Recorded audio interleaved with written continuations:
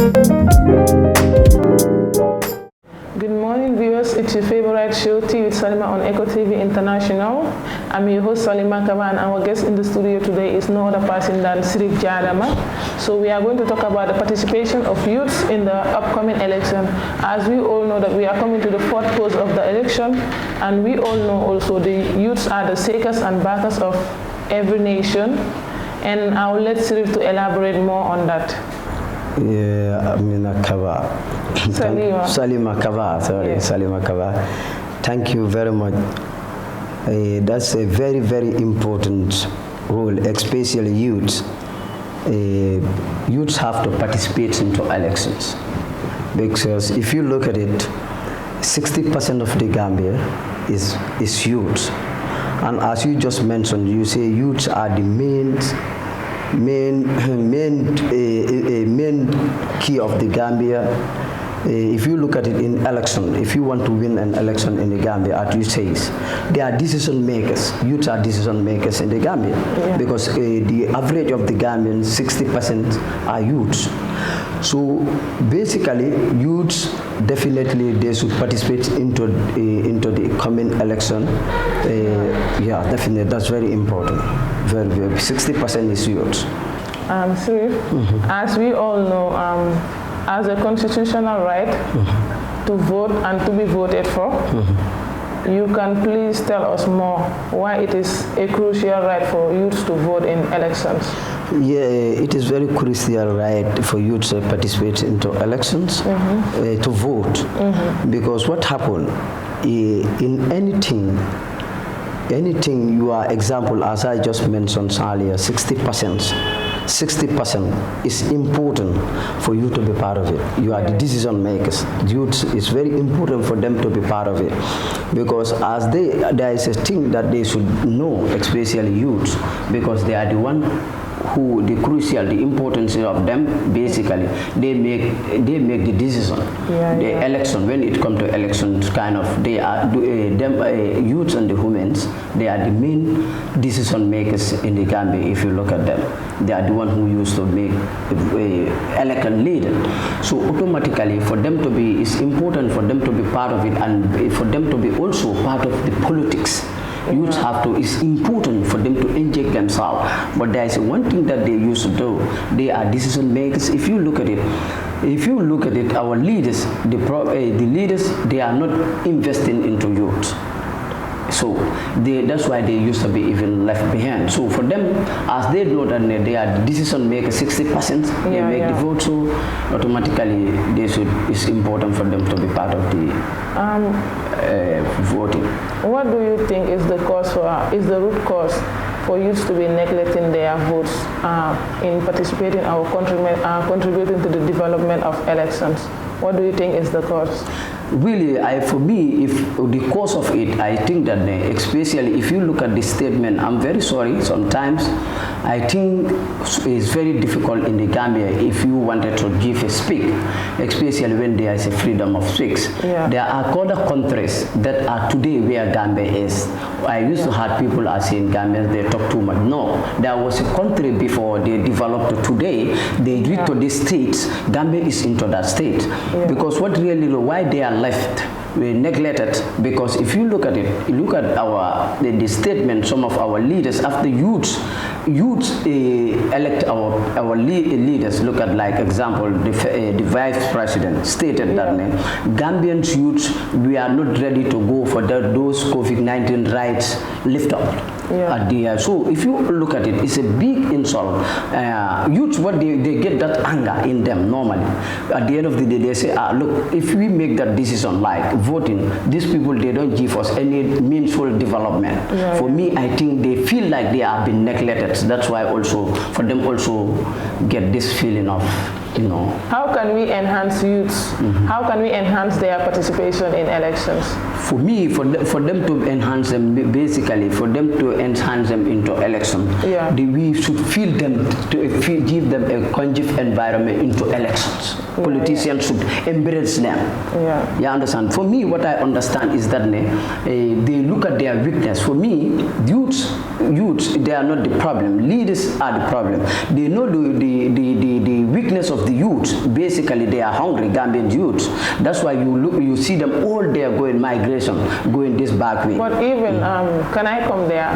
Even if the government did not provide for them, it is their constitutional right to vote and to be voted for. Even if the government did not provide the essential needs, they can make it happen even without the government.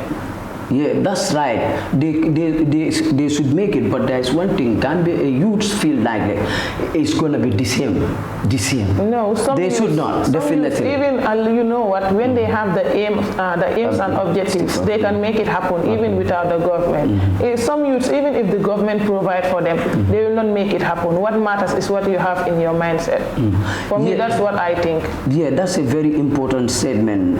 But if you normally travel outside, you look at how the changes come when it comes to leadership. What inspires youths to be participate into those things? They feel like they see the results. Even if government happens to provide for youths, the government cannot provide for all the youths in the Gambia. So that being the case, the youths should try and involve themselves and engage themselves into things that will benefit them. That's right. That's real true. As you are just mentioning here, for me, the little experience that I get outside that make the change for the youth to feel comfort. To a percentage of Africa, to tell you the truth, the same mentality, what is Gambian youth are going through, is the same thing that they are going through as well. To tell you the truth. But other countries like out of 10 that make a development, the leadership make a change, not the attitude of the youths change. Really, to tell you the truth. That's why even this migration did not stop. That's why they say, look, the insomnia, let's forget about it. They should not get that anger in them. As you just say, if they did not build yourself. And they should vote for change. Of course, they should. If they sit and isolate themselves and say, I will not participate, it is their constitutional right to vote. Of course, because they should, at the end of the day, the vote is your right, it's your voice. It is a big insult if you don't vote. At the end of the day, you complain. If you don't vote, don't complain. Really, it's their constitutional right for them to vote, and they should not also say that it's still people are saying it. Maybe 25% of the youth saying that I will not vote. Yes, they should vote, no matter what happens. That should not keep them. Let them keep voting. Let them keep voting. Let them not say then son. Let them not say we are tired but no. Let them keep voting until it's their constitutional right. It is like when somebody like a car without a fuel. For them to vote, the vote is their fuel. The vote is their fuel, really. Looking at the voters registration time, how do you think all youths participate in that time to register their voters cards compared to the previous elections? Yeah, compared to this election, I think there was a very wonderful turnout for the youths. Youths really, they turn out. Now in the Gambia, I'm very impressed. Like sometime now, it's different before. Now Gambian youths are definitely coming into politics.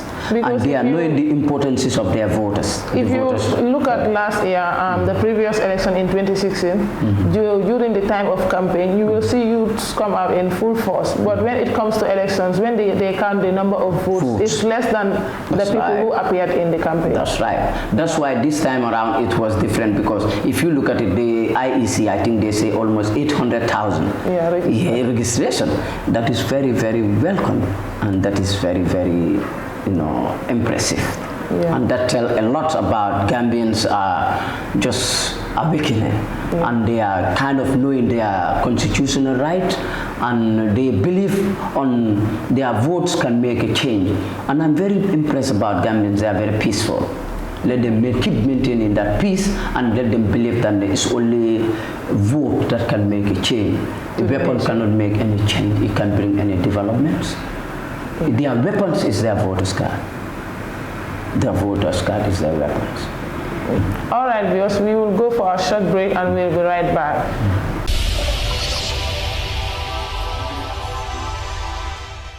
Welcome back, viewers. You are watching your favorite show, Tea with Salima, on Echo TV International. You can follow us on Facebook and subscribe to our YouTube channel at Echo TV International.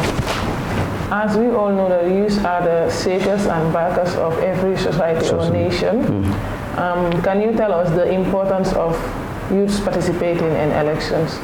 for youth to participate into election is very, very, very important. Because, let me elaborate, let me state again, 60% of the Gambia, they are the one. So automatically, example, there is things they say, I will put my mouth where my money goes. I will put my mouth where my decision is. Gambian youths, they are important for them to be part of the participate into politics is very important. Because they are the decision makers, as I just said. Few years to come, these people will be history anymore. They will not. They are the one who is going to be in the platform. So they should step in. It's time for them to step in. They say the future of the youth, is tomorrow. That tomorrow is today. That tomorrow day we are saying 1,000 years ago, 100 years ago, it is today. Yeah, but some youths normally neglect their votes and sell their votes out. So what do you have to say on that? Well, really they are doing it. And there is something that in any society, when there is a saying, when a groundnut, when you want to when you harvest your groundnuts, you all the groundnuts. If at all is 100 groundnuts, you don't expect all the groundnuts. You will get all the 100. You may have 2 or 3 that will elapse and escape from the machine when the grinding machine is grinding the machine automatically. So there must be 2 or 3 few youths who are doing that, selling their votes. But till they need to a civic education to be even more education about that. For them that they should not allow to sell their vote. It's a big insult, because if you sell your vote tomorrow, remember when your child grown ups, you can question your dad, what change do you take? What change do you do? Your conscience will tell you, look, you can tell him, you can lie to your kid, tell him, look, I voted, I do and this and this and this, but your conscience will tell you that, but remember, you sold your soul just with a token of a popcorn. So no one should do it. Your vote is worth more than millions, because it's the future of your kids, yourself and your kids. And it is good use of it. It is your constitutional right. Definitely. It's a constitutional right. It is your constitutional right, fine. But you know, the most important thing is in life, it can be your constitutional right, you know, this is my right, but if you don't know the good use of it, that is also the most important. What are the benefits? My right, yes, it's my right. It's my right not to give the other car away. Let me hit it. But after hitting that car, it's your right. All of you people, your time will be wasted. What do you will achieve from that? That's the most important thing. Yeah, we should know how I look. If it's my right, but let's know the achievement. What knows the benefits if I vote and make a decision and make a change and choose a good leader that will change the country and change my life, change my future, my kids' future's life, and etc., etc., etc. Yeah, that's true. Well, alhamdulillah, Gambian youths, I'm very impressed by them. Today I have seen youths are talking about politics, and they are trying to know their importances. They are trying to know their values, and they are trying to know the values of their ID. Their voters card. That's good. Yeah, really. What measures do you think that we should take as youths to be able to motivate youths, all of them, to come out and take part in the upcoming election in December? Yeah, what are the youth? Well, we all should speak one voice. We should all talk to the youth, our colleagues, to show them that how important it is for them to vote. Because if you vote, the beauty of being vote is that you end up being voting, and your voice being heard is very important. At the end of the day, you can sit down on your social media or whatever platform you are and say the change that is taking place, I contributed it. So it is time for them, for youths also to talk to their colleagues about it. Yeah, really. Today, their youths are into politics. If you look at it, I think there are some political parties. They are welcoming their executive members are very young people, age of 25 years old or 28 years. Yeah. If you don't mind mentioning names, it's not okay, but I can call on names if you don't mind. But we have seen it in the Gambia here. Very young people are just taking executive position. Yeah, that is very encouraging. So they should really. That's good. So what do you have to say? For example, we all know how Gambian politics are. We normally insult each other. Sometimes we even fight. And it don't work it. So what do you think you can tell the youths so that they will only go and cast their votes and go home safely without fighting? Very happy with that questions concerning about saying that the youths insulting each other. Yeah. I think it's a very high time for them to talk to youths. Insulting doesn't bring any meaningful development. I used to say, even in my social media, when somebody insult me, I think you might be my follower in social media.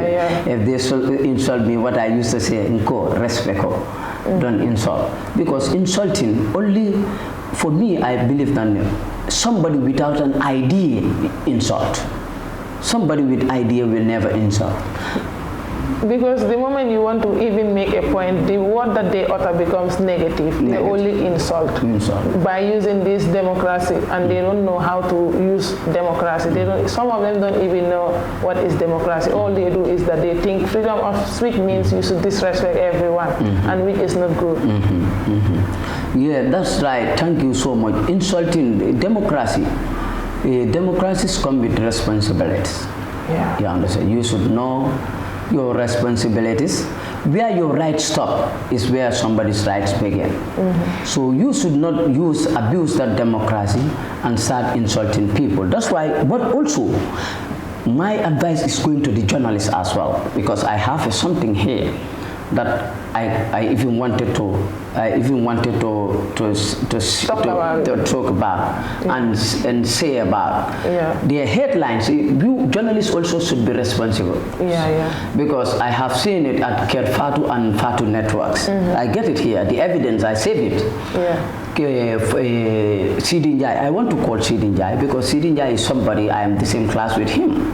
I even wanted to put it in my Facebook wall, but if I do it, sometimes the relationship between me and Sidi used to sometimes we are friends in school time and whatever. But I think Sidi himself should condemn that statement because the headline stated there. It says that I get it in my phone. It says that the hypocrisy UDP. But the other political headline journalist says that the UDP are the one behind this crisis going on APRC coalition with. I think journalists play a big role in the society. And motivate you. Exactly, and the language they used is very important. The insult you are saying, that's why I want to respect each other. And try even to be careful the word we order. Sometimes even the person you are interviewing might use a foul word. For me as a journalist, vet it and you just edit it and put it into another form, way of form. You have to be responsible. That's why even right now, I see that the Fatu network is having that kind of problem. I have it here. I can show it. It's evidence. No, I know Fatu as well. But I think it is very important for journalists because they play a very, very important. And what you are saying for youths, for them to cast their vote and go back home, we should sensitize them, we should mobilize them, we should give them civic education. But remember, not everybody. For me in my house, I cannot send the message for the youth to hear. Who are the people who can send the message? It's the journalists. The journalists also should be, when I send the message, they should vet it and make it, because that word can trigger. It can bring anger, because if you look at it, this where the people, as the election is coming, we want peace, let's peace reign. If you look at it in Rwanda, the journalists play a big roles, the youth play a big roles for the genocide in Rwanda. Because and I am so in the Gambia that you will never come, Alhamdulillah. Because if you look at Gambia, we have a tribal politics, but we don't have a social tribalism. Because Fula and Mandinka married, Jola too, automatically, so there will be no problem. I'm sure, because I went out. I know how it is out there. I travel some part of Africa. I see how typical it is. But Gambia, for sure, inshallah, God will never bring that kind of thing in the Gambia. But let youths go and vote and come back home. Let them know that these leaders, they are friends. Yeah. They don't fight. They don't fight. At the end of the day, when I don't pray for that, but when a chaos comes in the Gambia, there are few people that suffer. All the leaders will run away and leave us here. Even they are here, they will be protected. Yeah. You understand? Let's look at what really happened in Conakry. The young people that lost their life. Let's not allow that in Gambia. This is the Gambia we have. Let peace reign. Let peace reign. Let peace reign.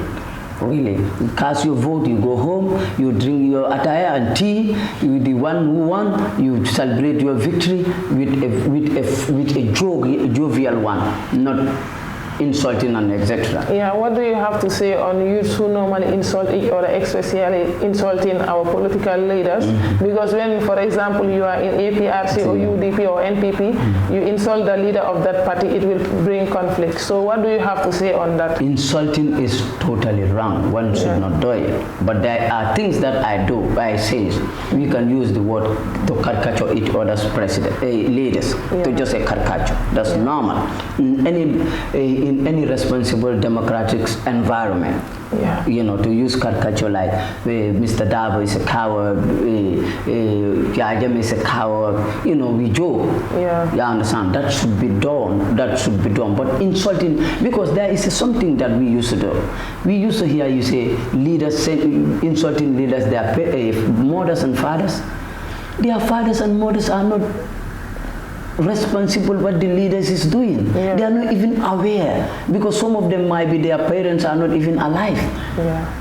So insulting that person, definitely you are going beyond.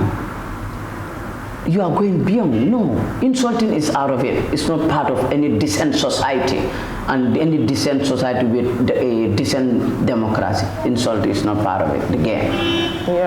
So we are coming to the end of the program.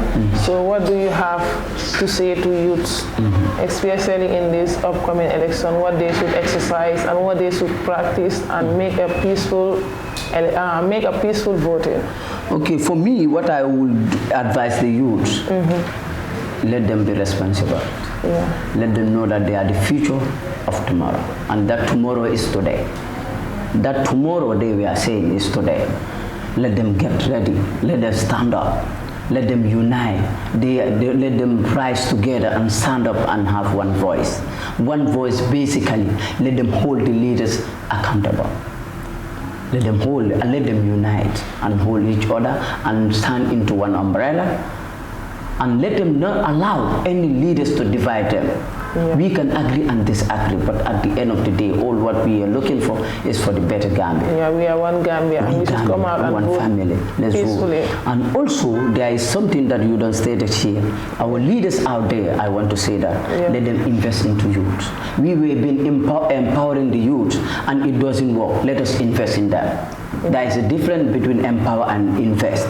Let them invest in youth now. And create a lot of job opportunities for the youth. You understand? It's very, any decent government, a serious government, will ever state that their vice president of the president standing in a TV, because the last time I saw it and I heard it, saying that you see a youth doing a car wash work, a cameraman going there saying that youths are trying a car wash job, and the same thing you going. No, it's not a discrimination. I'm very sorry for that language. You know, and also I have seen that they say the vice president stated that the youths are not coming out in large numbers for them to go and lift those bags of rice No.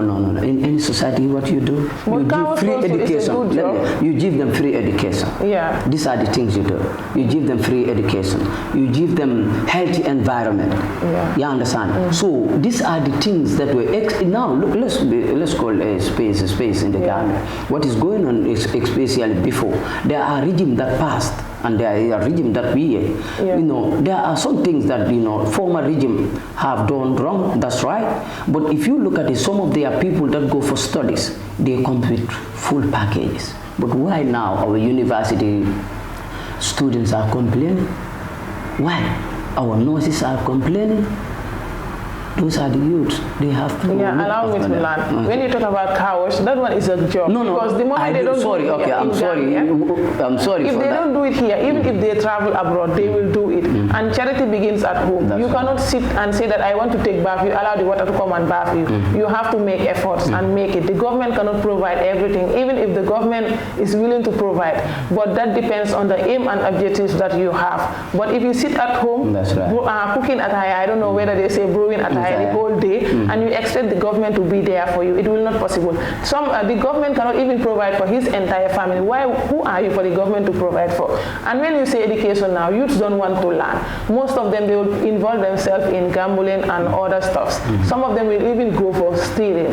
So what matters is the attitude that you have, the upbringing that they say charity begins at home. The government cannot do anything for the youths. And youths out there watching, I'm sorry, before I will receive. Okay, for me also, I will say sorry for saying the coward. But what I'm saying, those people smoking cigarette, smoking weed, drinking alcohol, have you ever met them to give them the opportunity like you give? Meet them. Know their problem. Talk to them. I know. But some youths are willing, even if the government is not willing to provide. There was a time I entered in car going to Banjul. There is this particular youth, maybe the age will be 16, and he was even sick. He traveled from Tipagaras to go and work in Bakot, in Banjul. Now, who are the other youths not to try and create, even if the government don't create? Look at these Fullers and other tribes, and they come from Guinea-Conakry. They were starting to hold a bag to make their business. As time goes on, before you realize what is going on, they have a big shop. And we Gambians, we feel big to invest in those small business. The moment when you are constructing a mountain, you start from a little stone until you have a big mountain. So we cannot sit and say the president or the government. We should make it happen as youths. Okay, thank you. I think. Thank you so much. I like your statement, but there is a word you stated here. You say government cannot do it all. In the Gambia, can I ask you a question? What are the responsibilities that government should do for the Gambian citizens? Especially youth, they should create for job opportunities. There are things that they should do. That is what. But it cannot be 100%. That's what I'm saying right now. That's what I'm trying to 80%, 80% or 90% of this country, the development is done by individual. Most of these beautiful companies you see is owned by individual. They tell you I'm outside and whatever. But going to their houses, you see a very bumpy, crazy roads. Government is their responsibility to give them roads. Their responsibility and give them road and health and education. These are the three things. Good road if they achieve this, health and education. Any government who have achieved this, whosoever complain, I don't care. So are these people are they giving this to the federal roads? Follow the federal roads. You see a very, very beautiful house areas, individual building their houses. Government don't even build estates. Let them give the contract to Taft. Let them build estates and give it to the people for credit, for mortgage. Even it's going to be 10, 20 years. That's true. Let them invest in the Gambians. Let them help the Gambians. The Gambians are suffering, really. All right, viewers, we have come to the end of the show. Once again, a big thanks to you, and Sirif, thank you for coming to our studio. And a big thanks to my camera ladies, Aida Kamara and Aisha Shediba, and my cameraman Abdul Karim Yusuf, but not forgetting our able CEO Uncle Usman Tunkara and our director and our assistant manager Adama Kamara. I'm your host Salima Kaba. Don't forget to follow us on Facebook and subscribe to our YouTube channel at Eco TV International. Have a nice day. Bye.